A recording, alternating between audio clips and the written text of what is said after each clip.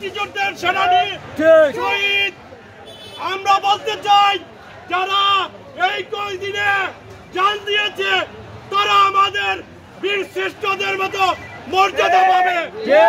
এই আন্দোলন সংগ্রামে আপনাদের পাশে থাকার প্রত্যয় নিয়ে সর্বাত্মক সহায়তা করবে অভিজ্ঞ আইনজীবী ফোরাম।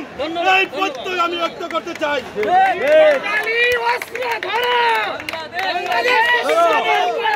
স্বাধীন করো,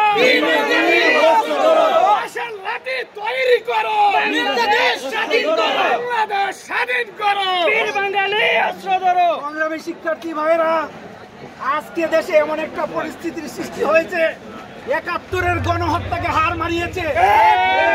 সরকার ছাত্রদের ন্যায্য দাবিকে রুকুটি দেখিয়ে ছাত্রদের উপর নির্বিচারে গুলি চালিয়েছে। আজকে যারা শহীদ হয়েছে আমার সন্তানরা, তাদের এই ত্যাগ দেখে আমরা ঘরে বসে থাকতে পারি না। আমরা আজকে অভিভাবকরাও রাস্তায় নেমে এসেছি।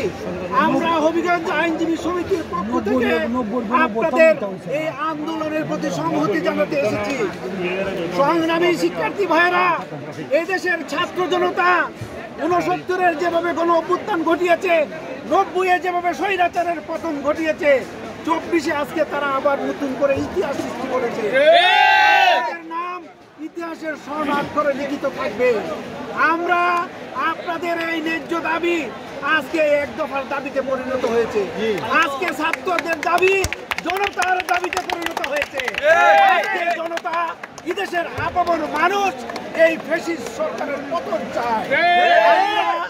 আগামী দিনে আপনাদের এই আন্দোলন সংগ্রামের সফলতা কামনা করে এবং আপনাদের এই ন্যায্য দাবির প্রতি আমাদের সমর্থন জানিয়ে আইনি যে কোনো সহযোগিতার উদাত্ত আহ্বান জানিয়ে আমি আমার কথা এখানে শেষ করছি। এই পর্যায়ে একটু সংক্ষিপ্ত বলার জন্য অনুরোধ জানাচ্ছি জনাব অ্যাডভোকেট হাবিবুর রহমান সওদাগর।